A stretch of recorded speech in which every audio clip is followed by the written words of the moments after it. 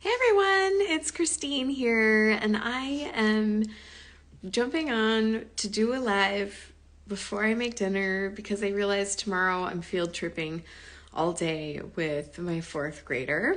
So I won't be able to do my regularly scheduled Wednesday live. I will be answering questions online though, so please send me your questions.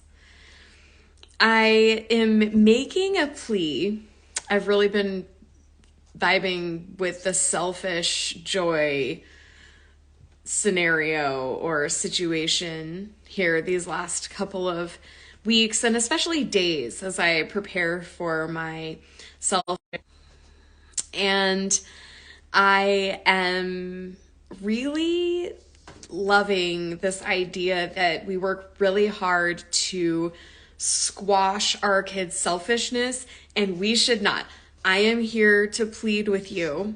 Your child is born into this world with an innate, inherent ability to listen to their body and tune into the voice of wisdom and intuition deep inside of them.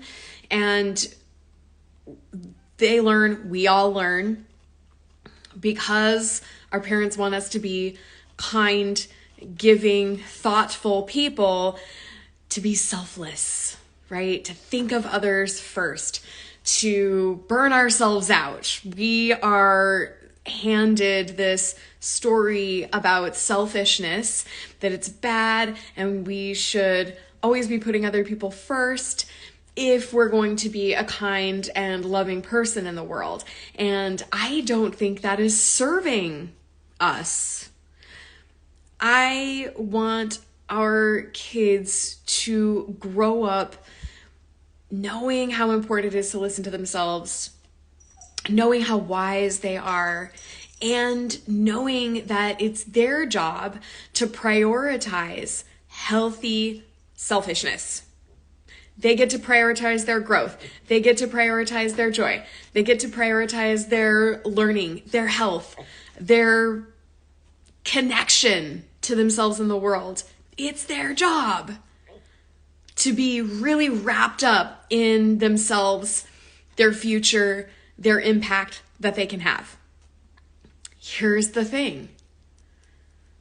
Your self-sacrificing does not make the world a better place. Your burnout does not make the world a better place. Your martyrdom does not make your family or the world a better place. Your exhaustion, your resentment, your lack of knowledge about what you need and want, it does not serve your family or the world. And this is a huge flip for me. If anyone had said this to me 10 years ago, I would have laughed in their face. And yet I was a very unhealthy person at that point, both emotionally and physically and intellectually. The thoughts that I entertained, not healthy.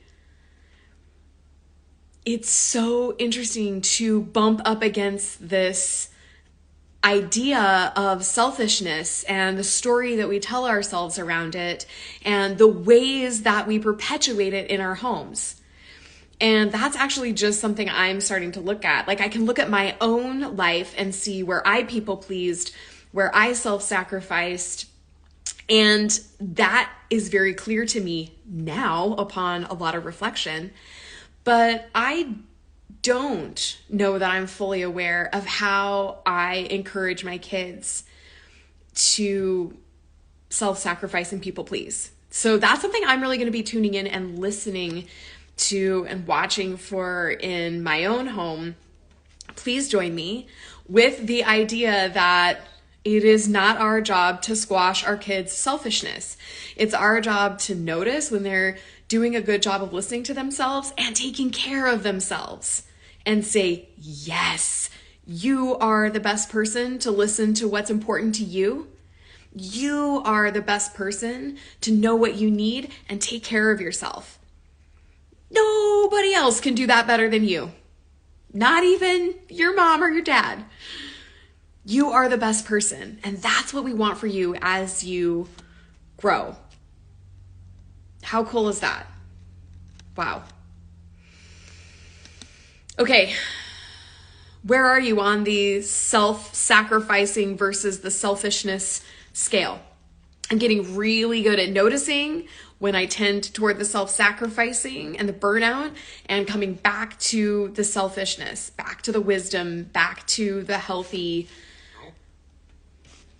I'm going to be honoring myself, habits, thoughts, actions, beliefs.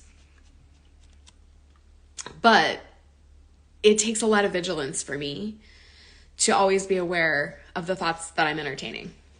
So I'd love to hear what you're thinking about selfishness, how selfishness shows up in your kids. You may roll your eyes. You may be like, oh my goodness, we're raising a monster.